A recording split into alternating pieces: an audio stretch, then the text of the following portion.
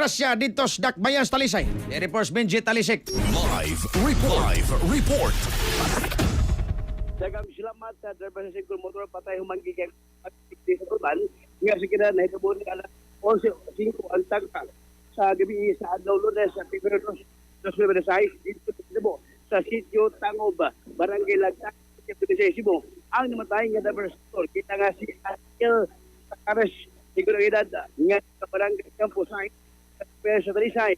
Ang kagsugat nga sa kinan Osaka Schubert Maravillas 3 anyos o gumulupyo sa barangay Magtubo, Toledo City, Cebu.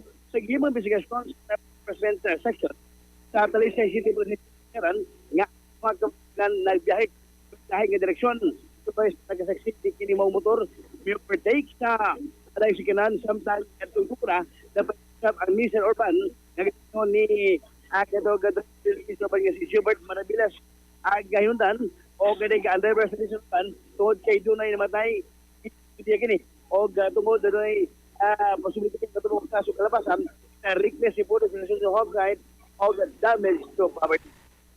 Mga report sa Talisay City Police Station Katropa ay mo gilimot yung pagkabas ay sa Santoon Herbal Oil. Magkakita mga pinagkatuntun ng panahon sa kalabasan kapta sa ang Santoon Herbal Oil hindi mo gini kaya Health Incorporated mapalit sa Barbasang Busita sa inyong lugar.